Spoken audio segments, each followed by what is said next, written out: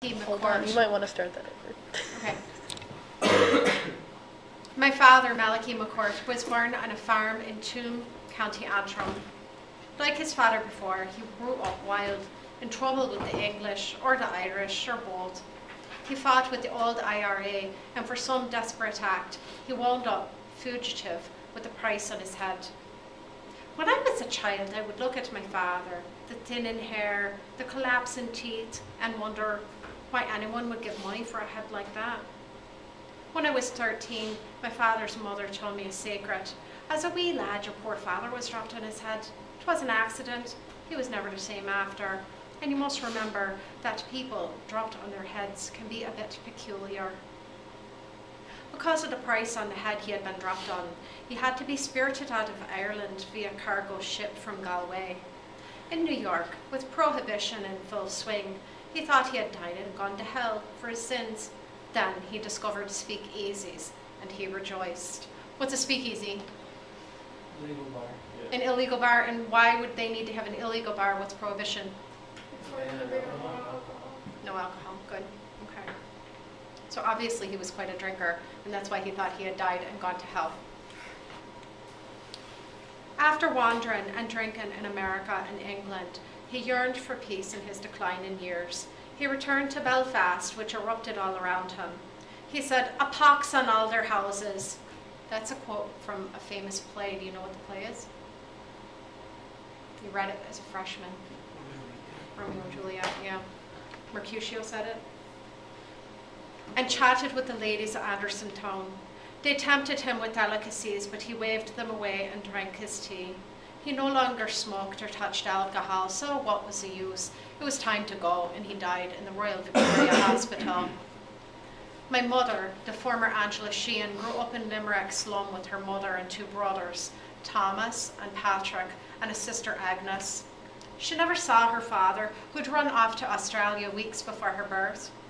After a night of drinking porter in the pubs of Limerick, he staggers down the lane singing his favourite song, "Who threw the overalls in Mrs. Murphy's chowder?" Nobody spoke, so he said it all the louder. "It's a dirty Irish trick, and I can lick the mick. Who threw the overalls in Murphy's chowder?" He's in great form altogether, and he thinks he'll play a little while with little Patrick, 1-year-old. Lovely little fella, loves his daddy. Laughs when daddy throws him up in the air. "Oops-a-daisy, little Paddy, oops-a-daisy," up in the dark, in the air, so dark, oh Jesus, you missed the child on the way down. And poor little Patrick lands on his head, gurgles a bit, whimpers, and goes quiet. Grandma heaves herself from the bed, heavy with the child in her belly, my mother. She's barely able to lift little Patrick from the floor. She moans a long moan over the child and turns on Grandpa. "Get out of it! Out! If you stay here a minute longer, I'll take the hatchet to you, you drunken lunatic. By Jesus, I'll swing at the end of a rope for you. Get out!" Grandpa stands his ground like a man. "I have a right," he says, "to stay in me own house."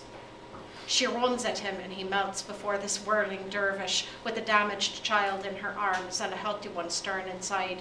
He stumbles up from the house, up the lane, and doesn't stop till he reaches Melbourne in Australia.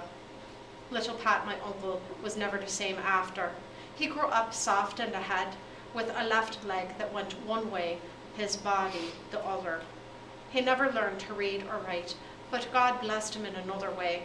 When he started to sell newspapers at the age of 8, he could count money better than the Chancellor of the Executor himself. No one knows why. He was called Ab Sheehan, the abbot, but all Limerick loved him. My mother's troubles began the night she was born. There's my grandmother in the bed, heaving and gasping with the labour pains, praying to St. Gerard Majella, patron saint of expectant mothers. There's Nurse O'Halloran, the midwife, all dressed up in her finery. It's New Year's Eve, and Mrs. O'Halloran is anxious for this child to be born so that she can rush off to the parties and celebrations. She tells my grandmother, "Will you push, Jesus, Mary and Holy St. Joseph? If you don't hurry with this child, it won't be born till the new year. And what good is that to me with me new dress?" "Never mind, St. Gerard Majella. What can a man do for a woman at a time like this, even if he is a saint? St. Gerard Majella, my arse." My grandmother switches her prayers to St. Anne, patron saint of difficult labour, but the child won't come. Nurse O'Halloran tells my grandmother, pray to St. Jude, patron saint of desperate cases. St. Jude, patron saint of desperate cases, help me. I'm desperate. She grunts and pushes and the infant's head appears, only to head my mother, and it's a stroke of midnight, the new year. Limerick City erupts with whistles, horns, sirens, brass bands, people calling, singing Happy New Year. Should old acquaintance be forgot, and church bells all over ring out the Angelus, and Nurse O'Halloran weeps for the waste of a dress. That child still in there, and me in me finery. Will you come out, child, will you? Grandma gives a great push, and the child is in the world, a lovely girl with black curly hair and sad blue eyes. Ah, Lord above, says Nurse O'Halloran, this child is a time straddler, born with her head in the new year and her arse in the old. Or was it her head in the old year and her arse in the new? You'll have to write to the Pope, missus, to find out what year this child was born in, and I'll save distress for next year. And the child was named Angela, for the Angelus which rang the midnight hour, the new year, the minute of her coming, and because she was a little angel anyway. Love her as in childhood, though feeble, old and grey, for you'll never miss a mother's love till she's buried beneath the clay.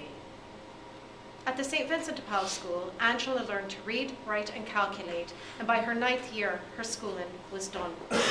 9 years old, not 9th grade. She tried her hand at being a charwoman, a skivvy, a maid with a little white hat opening doors, but she could not manage the little curtsy that was required, and her mother said, you don't have the knack of it, you're pure useless. Why don't you go to America where there's room for all sorts of uselessness? I'll give you the fare. She arrived in New York just in time for the first Thanksgiving Day of the Great Depression. She met Malachi at a party given by Dan McAdory and his wife Minnie on Classen Avenue in Brooklyn. Malachi liked Angela, and she liked him. He had a hangdog look, which came from the months he had spent in jail for hijacking a truck. He and his friend John McErlane believed what they were told in the speakeasy, that the truck was packed to the roof with cases of canned pork and beans. Neither knew how to drive, and when the police saw the truck lurch and jerk along Myrtle Avenue, they pulled it over. The police searched the truck and wondered why anyone would hijack a truck containing not pork and beans, but cases of buttons. With Angela drawn to the hangdog look, and Malachi lonely after 3 months in jail, there was bound to be a knee trembler. A knee trembler is the act itself done up against a wall, man and woman up on their toes, straining so hard their knees tremble with the excitement that's in it. That knee trembler put Angela in an interesting condition. And of course, there was talk. Angela had cousins, the McNamara sisters, Delia and Philomena, married respectively to Jimmy Fortune of County Mayo and Tommy Flynn of Brooklyn itself. Delia and Philomena were large women, great-breasted and fierce. When they sailed along the sidewalks of Brooklyn, lesser creatures stepped aside. Respect was shown. The sisters knew what was right, and they knew what was wrong, and any doubts could be resolved by the one holy Roman Catholic and Apostolic Church. They knew that Angela, unmarried, had no right to be in an interesting condition, and they would take steps. Steps they took.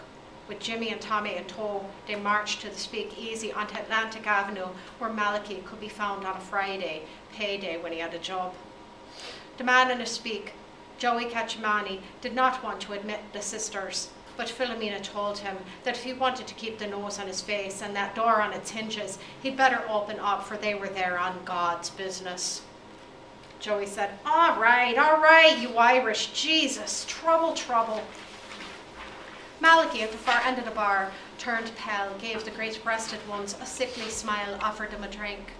They resisted the smile and spurned the offer. Delia said, we don't know what class of a tribe you come from in the north of Ireland. Philomena said, there's a suspicion you might have Presbyterians in your family, which would explain what you did to our cousin. Jimmy said, no, 'tisn't his fault if there's Presbyterians in his family. Delia said, you shut up. Tommy had to join in. What you did to that poor unfortunate girl is a disgrace to the Irish race, and you should be ashamed of yourself. I am, said Malachi. I am. Nobody asked you to talk, said Philomena. You've done enough damage with your blather, so shut your yap. And while your yap is shut, said Delia, we're here to see you do the right thing by your poor cousin Angela Sheehan. Malachi said, oh, indeed, the right thing is the right thing, and I'd be glad to buy you all a drink while we have this little talk. Take the drink, said Tommy, I'll shove it up your ass. Philomena said, our little cousin no sooner gets off the boat than you're at her. We have morals in Limerick, you know. Morals, we're not like Jack Rabbits from Antrim, a place crawling with Presbyterians. Jimmy said, he don't look like a Presbyterian. You shut up, says Delia. Another thing we noticed, said Philomena. You have a very odd manner. Malachi smiled. I do? You do, says Delia. 'Tis one of the first things we noticed about you, that odd manner, and it gives us a very uneasy feeling. 'Tis that sneaky little Presbyterian smile, says Philomena. Ah, said Malachi, that's just the trouble I have with me teeth. Teeth or no teeth, odd manner or no odd manner, you're going to marry that girl, said Tommy. Up the middle aisle you're going. Ah, said Malachi, I wasn't planning to get married, you know. There's no work and I wouldn't be able to support. Married is what you're going to be, said Delia. Up the middle aisle, said Jimmy. You shut up, said Delia. Malachi watched him leave. I'm in a desperate pickle, he told Joey Cacciamani. Bet you ass, said Joey. I see them babes coming at me, I'd jump in the Hudson River. Malachi considered the pickle he was in. He had a few dollars in his pocket from his last job, and he had an uncle in San Francisco, or one of the other California sands. Wouldn't he be better off in California, far from the great-breasted McNamara sisters and their grim husbands? He would indeed, and he'd have a drop of the Irish to celebrate his decision and departure. Joey poured, and the drink nearly took the lining off Malachi's gullet. Irish indeed. He told Joey it was prohibition concoction from the devil's own still. Joey shrugged. I don't know nothing, I only pour. Still, it was better than nothing, and Malachi would have another, and one for yourself, Joey, and ask them two decent Italians what they'd like. And what are you talking about? Of course I have the money to pay for it. He awoke on a bench in the Long Island Railroad station, a cop rapping on his boots with a nightstick, his escape money gone, the McNamara sisters ready to eat him alive in Brooklyn.